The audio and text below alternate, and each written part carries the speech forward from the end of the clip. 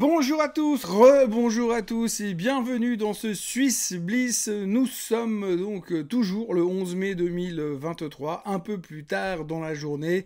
Maintenant, il est temps de faire le point sur le marché suisse pour ces quelques premiers jours de la semaine, puisque je vais rater une bonne partie du jeudi et le vendredi.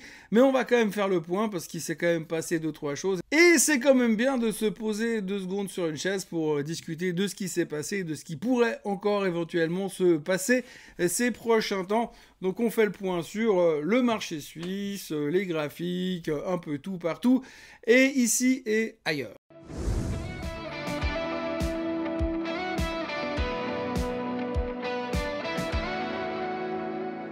Alors point de situation, eh bien on verra après sur les graphiques, on n'a pas beaucoup bougé depuis la fin de la semaine dernière. Les marchés restent relativement bloqués dans des situations d'interrogation, interrogation par rapport à l'inflation, interrogation par rapport à la récession, interrogation par rapport au plafond de la dette. Beaucoup d'interrogations, mais en même temps pas beaucoup de mouvements. On sent que les gens, ils n'ont pas vraiment envie de prendre une décision. Ils aimeraient bien y voir un peu plus clair. Alors on a eu pas mal de choses ces derniers temps qu'il fallait digérer. Il fallait digérer le message de la Fed qui lui veut continuer à garder une pause pour l'instant, ne veut pas donner de direction pour le prochain move sur les taux, mais laisse supposer qu'il n'y aura pas de baisse des taux avant la fin de l'année 2023. Les derniers chiffres qui nous sont tombés dessus du CPI hier, on en a parlé ce matin, qui était surprenamment bon de nouveau, donc motivant pour la suite, mais en même temps avec un corollaire avec les chiffres des non-farm payrolls de vendredi dernier, qui eux étaient excellents, donc ce qui laisse supposer que vous avez une inflation qui a l'air de ralentir, pas dans tous les détails, on l'a vu tout à l'heure, mais surtout sur le fait que derrière vous avez aussi l'économie qui va très bien, et donc cette économie qui est relativement forte, l'emploi qui est relativement fort va aider à tirer ou à tenir en tout cas cette inflation en vie. Alors pour l'instant oui, l'inflation diminue, le CPI est en baisse, c'est une bonne nouvelle. Probablement que ce jeudi après-midi on aura encore des chiffres qui vont laisser penser que le PPI devrait annoncer un nouveau CPI pour le mois prochain qui sera également plus faible, mais la problématique c'est que peut-être à un moment ça va arrêter de baisser. C'est une des questions que l'on se pose aujourd'hui. On n'est plus en train de se demander si l'inflation est vaincue, on est en train de se demander si potentiellement à un moment donné ou à un autre, elle peut arrêter de baisser. Et ça pourrait être négatif, puisque je le rappelle quand même que la Fed a un target sur l'inflation à 2% pour la fin de l'année, dans le meilleur des cas. Et donc c'est clair qu'aujourd'hui, à 4,9%, on est encore loin du compte. Et si ça venait à s'arrêter de baisser parce qu'il y a d'autres courants, on va dire, force de l'économie, pétrole qui veut pas baisser, le prix des loyers qui ne revient pas non plus, tout ça pourrait faire que l'économie pourrait stagner autour de 4,9, 4,5%, et si ça se produisait, eh bien forcément, il n'y aurait pas de raison de baisser les taux non plus, ni de les monter, mais on resterait dans ce mode pause. Donc voilà, pour l'instant, on se pose pas mal de questions, on n'a pas beaucoup de réponses. Donc on vit vraiment un peu au jour le jour, et on l'a vu d'ailleurs sur les comportements des marchés, on a une vision extrêmement court-termiste. Ceux qui viennent me dire qu'ils font de l'investissement à long terme, je vous dis tout de suite, je n'y crois pas. On est vraiment bloqué sur cette direction. Qu'est-ce qu'ils vont dire demain? Qu'est-ce qu'ils vont dire après-demain? Et on trouve toujours quelque chose à dire derrière. Après, bien sûr, au-dessus de tout ça, eh bien, on a le plafond de la dette. Alors le plafond de la dette, comme je l'ai déjà dit cette semaine, il semblerait clairement qu'on va trouver une solution. Ça serait étonnant qu'on ne trouve pas de solution. On est déjà en train de parler qu'il monterait de manière temporaire un plafond de la dette pour se laisser le temps de trouver une solution. Il est clair qu'ils se détestent et que ce sera très très difficile de trouver une solution intelligente d'un côté comme de l'autre. Donc pour l'instant, ça risque de traîner encore un petit peu, mais la probabilité d'un défaut est relativement basse quand même. Néanmoins, quand on regarde le comportement du CDS, quand on regarde le comportement des rendements, des courbes de rendement à court terme, on voit clairement que les gens, ils n'ont pas trop envie d'être dans des bons du trésor à plus d'un mois parce qu'on n'a aucune visibilité et que ça fait encore pour l'instant un petit peu peur. Cette semaine, eh bien, les deux partis se sont rencontrés à la Maison-Blanche, les démocrates et les républicains. Comme on l'avait dit dans le Morning Bull du jour d'après, on s'était rendu compte que même sur la communication de qu'est-ce qui s'est dit, ils étaient déjà pas d'accord entre eux. Donc autant vous dire que d'ici là, trouver un moyen d'augmenter la dette américaine, ça sera compliqué. Mais ce plafond de la dette stresse un petit peu les marchés quand même, puisque évidemment, pas besoin d'avoir fait des grandes études en économie pour comprendre que si par hasard on venait à avoir un défaut de la dette, comme le réclame M. Trump depuis hier soir, eh bien à ce moment-là, on pourrait avoir un effondrement du dollar, mais aussi un effondrement du PIB américain. On parle d'une correction de 4% au minimum sur le PIB américain, ce qui mettrait inévitablement l'économie en récession. Alors vous me disiez, oui, si l'économie va en récession, tant mieux, ils ont qu'à baisser les taux, et puis c'est reparti comme en 40. Effectivement, ils ont qu'à. Il y a qu'à faut con, hein, c'est un peu la stratégie du moment, il n'y a qu'à baisser les taux, et puis après on pourra repartir à la hausse. Enfin pour l'instant on n'en est pas encore là, mais il y a pas mal d'interrogations. Après il y a une chose qui est assez frappante aujourd'hui, c'est ce côté greed and fear, c'est-à-dire avidité et peur. Les gens n'ont plus peur, et on n'a que du greed, donc on a peur de rater le mouvement à la hausse, donc le côté FOMO, hein, fear of missing out en anglais. On a vraiment cette trouille de pas être dans le train si le nouveau bull market venait à se déclencher. Et on voit aussi, on l'a vu, on répété plusieurs fois sur la volatilité. La volatilité est très basse. Il n'y a rien qui veut la faire remonter pour l'instant, ce qui veut dire que le stress est très bas et que les gens ne sont pas du tout dans le mood de se dire protégeons-nous et soyons prudents pour la suite. Petit détour par les chiffres trimestriels. Globalement, ce qu'il faut retenir des chiffres trimestriels, c'est tout d'abord que il ne se passe pas grand-chose. Il y a eu des bons chiffres et des mauvais chiffres. Ce qu'il faut retenir surtout, c'est l'interprétation de ces derniers, puisqu'on l'a vu ces derniers jours, que ce qu'il faut faire surtout, c'est être meilleur que les attentes, mais ça, on sait que c'est facile parce que les attentes sont extrêmement basses. Ensuite, avoir une vision de l'avenir relativement positive, sinon la sanction sera terrible. On l'a vu sur Airbnb, on l'a vu sur PayPal. On voit que les gens sont extrêmement déçus à la moindre méfiance sur l'avenir. On n'a pas envie d'entendre ça, pourtant c'est un petit peu la réalité, mais c'est aussi comme ça qu'on voit que la sanction est effectuée au niveau des publications des chiffres trimestriels. On fait un détour par un des membres de la triplette magique, le patron de la BNS, qui a annoncé clairement hier que il était plus que probable que la politique de taux de la BNS n'était pas encore suffisamment restrictive, donc il fallait s'attendre à de nouvelles, en tout cas une nouvelle hausse de taux. Pour l'instant, l'inflation en Suisse est à 2,6%, ce qui est bien en dessus des targets fixés par la BNS qui se situent entre 0 et 2%. Alors forcément, quand on voit 2,6% puis qu'on dit « Ouh, au secours, faut monter les taux », eh bien on plaint quand même ce qui se passe un peu chez nos voisins, parce que c'est pas vraiment la même situation. Néanmoins, monsieur Jordan a dit qu'il n'était pas exclu qu'il allait remonter les taux directeurs. Alors on se réjouit de l'effet sur l'immobilier, parce que ça va faire swinger pas mal les taux hypothécaires, évidemment, de l'autre côté, pour des raisons qui sont peut-être, en tout cas, questionnables à un très court terme. Mais c'est la BNS, et on sait que la BNS a toujours raison. Et puis, on parle aussi un peu de la crise des banques ces derniers temps. Si vous regardez la performance du KRE, j'en parlais ce matin dans le Morning Bull Live, il y a de nouveau de la pression parce qu'on a peur que les banques régionales ne tiennent pas le coup. Et puis ce matin, vous voyez le CDS de l'UBS qui repart à la hausse. C'est le graphique qui s'affiche à l'instant.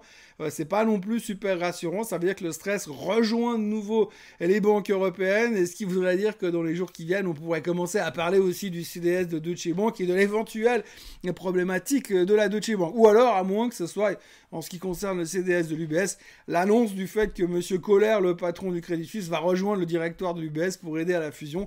Vu ce qu'il a fait du Crédit Suisse, on se demande pourquoi ils ne l'ont pas laissé dans la salle d'attente. Les performances du marché jusqu'à aujourd'hui, vous voyez le Bitcoin qui est à 4,64 de baisse. Il s'est pris une squeeze un peu aujourd'hui. L'Asie qui est toujours un petit peu sous pression.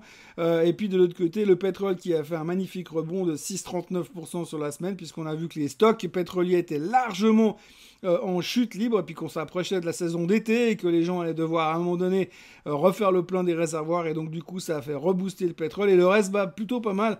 Dow Jones en hausse de 1,2%, le S&P 500 en hausse de 1,88%, le SOX de 1,90%, le Nasdaq de 2,84%. Ça va plutôt pas mal. Ça, c'était merci aux chiffres du CPI d'hier. Et pour le reste, c'est plutôt calme. Et puis on notera quand même surtout que les performances sont pas exceptionnelles. La Suisse d'ailleurs est carrément, en tout cas à l'heure où je vous parle, on baisse de 0,08% sur la semaine. Même pas 0,07. D'ailleurs, puisque l'on parle de la Suisse, eh bien, nous avons Alcon qui est en hausse de 8,42% sur la semaine, l'UBS qui est numéro 2 avec 3,17 de hausse, et puis de l'autre côté, on a Lonza, suite à ses chiffres de 58 de baisse, Geberit qui a été downgradé, Swisscom qui a été downgradé, et Richemont qui publiera ses chiffres vendredi et qui pour l'instant marque un peu le pas. Richemont marque le pas parce qu'il faut quand même retenir qu'on a beaucoup parlé de cette semaine du fait que le rebond économique chinois n'était pas aussi rebondi que cela. Et c'est parti pour le point technique sur le SMI. Alors on l'a vu ces derniers jours, c'était pas l'euphorie. On est de nouveau dans cette zone. Alors il y avait eu la cassure qu'on a fait sur le 11 450 que l'on voit ici, cette résistance-là. Et là, on est en train de se bagarrer. Hier soir, on a clôturé en dessus. Aujourd'hui, on rouvre en dessus. Donc, on reste dans une situation assez touchy pour la Suisse pour l'instant. Mais ça a l'air de vouloir y aller pour l'instant. Donc, ça se passe pas trop mal du côté du SMI. mais c'est pas la semaine la plus explosive que l'on ait connue ces derniers temps. D'ailleurs, on voit également sur le CAC 40 que ça n'est pas simple. Alors, bon, pour l'instant, c'est plutôt positif parce qu'on vient aussi se reconstruire sur cette zone de support qui était en une ancienne résistance à l'époque, hein. Donc ça, c'est plutôt encourageant pour le CAC 40 qui a l'air de tenir ici. Mais on voit aussi que chaque fois qu'on tente un rebond, eh bien, on repart un peu plus bas. Donc il va falloir vraiment tenir cette zone-là sur l'indice français pour qu'on soit plutôt soulagé et espérer un retour à la hausse qui a l'air de vouloir se dessiner si on tient l'ancienne résistance qui est devenue support. Donc ce sera un petit peu l'interrogation. L'avantage, c'est qu'on est relativement bas sur les stochastiques pour l'instant. Et puis que les gens ne sont pas du tout négatifs, comme je vous l'ai dit. Au niveau du S&P 500, alors on a toujours notre range, hein. Ici, il n'y a pas grand-chose à ajouter de ce côté-là. On est dans un range. Il ne se passe quasiment rien du tout pour l'instant. Ça a l'air de bouger comme ça, mais pour l'instant, c'est très ténu. Chaque fois qu'on revient chercher la résistance au niveau des 4002 ici, on sent qu'il y a de la faiblesse et ça ne veut pas y aller. Il va vraiment falloir à un moment donné un coup de boost, un signal de quelqu'un pour démarrer. Mais pour l'instant, on voit assez mal comment ça pourrait se produire. En revanche, voici le Nasdaq Composite. Je vous l'avais montré cette semaine déjà. Alors, le Nasdaq Composite, lui, il a cassé la résistance des 20% depuis les plus bas. Hein, donc, les plus bas depuis ici. Là, on a fait 20% de haut jusque là. Et là, on est en train de casser. Je vous l'avais fait tentative 1, tentative 2 et bah oui, pour l'instant on est en train de passer au travers. Il va falloir si ça se confirme. Le Nasdaq Composite, donc le gros Nasdaq qui contient 5000 titres, est donc en train de passer en mode bull market et ça c'est plutôt encourageant. C'est plutôt encourageant parce que c'est vraiment la tech qui va déterminer la suite du mouvement pour l'instant parce que tout le monde se demande si finalement on va pouvoir continuer à monter. Est-ce que la tech sera toujours là? On a vu avec ces espérances de baisse des taux, comme je le mentionnais dans l'émission de ce matin, cette baisse des taux pourrait potentiellement motiver la tech, mais la tech est déjà tellement montée que vous le voyez, par exemple le SOX ici, depuis le mois d'octobre, on était à 2109, on est quasiment à 3000. Donc on voit quand même que la hausse est phénoménale, mais il va falloir vérifier vraiment tout ce secteur-là pour voir si on arrive à suivre le mouvement ces prochains temps. Pour ce qui est du SOX, il faudra aller casser la résistance des 3120 pour pouvoir sortir de ce range et commencer à dire qu'on est reparti gentiment à la hausse. Mais pour l'instant, donc ce sera la grande clé à surveiller ces prochains temps. Est-ce que la tech peut continuer à tirer le marché à la hausse? Après son détachement de dividendes et après la publication de ses résultats, eh bien, on a eu quelques upgrades sur Swiss Re. Swiss Re qui s'en sort relativement pas mal pour l'instant et qui a l'air d'essayer de reconstruire sa tendance haussière dans laquelle elle est depuis un moment. Donc c'était une relativement bonne semaine pour Swiss Re, pas l'euphorie, hein, mais on sait bien que sur les titres suisses, c'est pas ce qu'on peut appeler des titres euphorisants en ce moment. Alors vous le voyez sur le graphique, hein, c'est en haut en bas, tu sais pas où tu vas, mais la tendance est quand même en train de s'amorcer un petit peu à la hausse. On a eu ce détachement de dividendes qui avait fait baisser le titre récemment, et donc on repart gentiment à la hausse. Ça reste un dividend player pour l'instant. Donc on est au-dessus de la moyenne mobile des 200 jours, il n'y a rien à dire. On va parler de Roche, bien entendu. Je vais vous lire le communiqué de presse parce que là, franchement, si je vous le cite de mémoire, ça va être très compliqué. Le régulateur sanitaire aux États-Unis va examiner une demande d'extension d'homologation pour le Vabysmo, ou autrement dit le Faricimab, nouveau moteur des ventes de Roche en ophtalmologie. Le traitement pourrait, le cas échéant, être prescrit contre l'occlusion veineuse rétinienne, l'OVR, en plus des autorisations déjà obtenues en janvier 2022 contre la dégénérescence maculaire liée à l'âge néovasculaire, la DMLAN comme vous le savez, ainsi que l'œdème maculaire diabétique que l'on appelle couramment l'OMD. Donc voilà, c'est une nouvelle qu'il faudra surveiller parce que ça a la capacité de pouvoir redonner peut-être un petit coup de fouet, le coup de fouet qu'on attend à Roche ces prochains temps. Rien n'est gagné bien sûr, mais c'est quelque chose qui pourrait devenir quelque chose de préoccupant ces prochaines semaines en fonction de ce que nous annoncera la FDA. Comme vous le voyez sur le graphique, le Mont Roche est toujours dans sa tendance haussière, même si ça n'a pas été la meilleure semaine ces derniers temps. Mais on continue à construire gentiment, donc à suivre avec ces histoires d'autorisation qui peut-être pourront nous donner la puissance d'aller chercher un peu plus haut. Je la verrai plutôt revenir peut-être sur les bas 273 avant de redéclencher un mouvement quelconque à la hausse. Autrement, chez Lonza, ils ont publié des chiffres qui correspondaient plutôt à la performance attendue sur le trimestre. Ça a été moyennement bien pris parce que vous le verrez sur le graphique, le titre termine pas une semaine des plus sexy. Mais globalement, les chiffres étaient bons. Ils n'ont pas donné beaucoup d'indications pour l'avenir, ce qui fait que les gens se posent peut-être des questions au niveau de Lonza. Alors n'oublions pas néanmoins le fait que Lonza a quand même créé sa Golden Cross récemment, que la publication des résultats a enchaîné une petite baisse, mais que globalement, si on observe tranquillement le titre, on est quand même gentiment dans une belle tendance haussière pour l'instant, et qu'en la faisant revenir sur la moyenne mobile des 50 jours autour des 556, peut-être qu'il y a quelque chose à jouer sur Lonza ces prochains jours. Résultat toujours chez Alcon cette fois. Grosso modo, ils ont surpris tout le monde avec une croissance assez spectaculaire sur les 3 premiers mois de l'année. Donc bonne surprise, plutôt encourageant sur la suite. Donc c'est exactement ce que l'on a besoin pour voir un titre monter et s'enthousiasmer un petit peu pour l'avenir. Et lorsqu'on regarde le graphique, eh bien ça se passe de commentaires. On voit très clairement que la nouvelle a fait plaisir au marché. C'est pas tous les jours qu'on voit ça sur le marché suisse, un brutal cassure à la hausse, 7 balles de hausse, quasiment 10% de mouvement haussier pour aller chercher les 80-64. Autant vous dire qu'il n'y a pas grand-chose qui semble vouloir nous retenir. Et puis pour ceux qui sont passionnés d'analyse technique, comme d'habitude, on peut toujours trouver notre bon vieux head and shoulder inversé. Vous avez la tête ici, vous avez une épaule là, vous avez une épaule OK qui a un peu luxé ici. Mais l'un dans l'autre, ça voudrait dire que si on arrive à vraiment casser cette zone-là, chose qui est faite, en tout cas depuis quelques jours, eh bien l'inversion de tendance pourrait nous faire monter quasiment de 70, de là où on est à 80, facilement d'une dizaine de francs encore, donc assez spectaculaire, non seulement sur le terme fondamental, mais en plus du côté graphique. Sonova, je vous en parle, je vous montre le graphique, parce que Sonova va publier ses chiffres la semaine prochaine, donc ça il faudra garder à l'œil, parce que franchement, il y a eu 2-3 downgrades, 2-3 ajustements de position, mais ça on va pas trop se prendre la tête. Vous savez, le terme ajustement de position, c'est le truc qui veut rien dire. On a un croisement de moyenne mobile ici, 200 et 50 jours. On est sorti du canal haussier une fois, on est revenu le tester, c'est ce qu'on a fait cette semaine.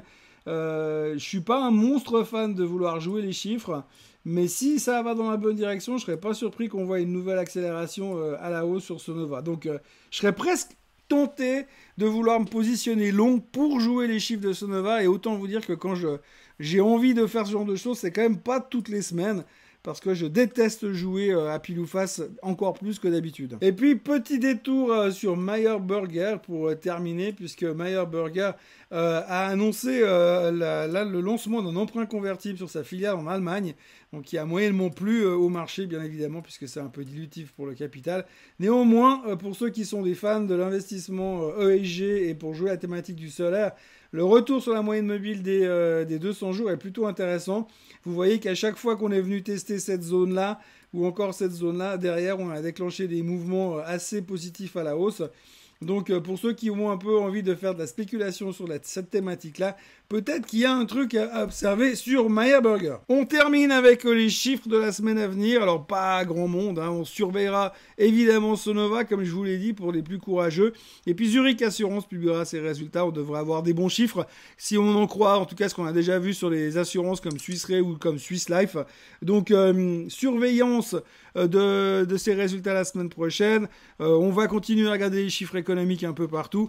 Et puis c'est comme ça qu'on arrivera peut-être à déterminer une direction. Mais franchement, je vois assez mal comment on va réussir à casser les 4200 sur le S&P et à donner une impulsion à ce marché, une direction. La seule chose qui me rassure pour l'instant, c'est qu'il y a beaucoup d'argent, semble-t-il, des milliards et des milliards qui sont de côté en attendant d'être investis dans le marché des actions. Donc, ce qui voudrait dire qu'à la moindre faiblesse, on devrait voir arriver des acheteurs. Mais pour ce qui est du reste, franchement, j'ai de la peine à imaginer des catalystes immédiatement, puisque tous les chiffres qui sortent pour l'instant sont soit positifs, soit négatifs, mais à l'intérieur, on trouve de toute façon l'opposé.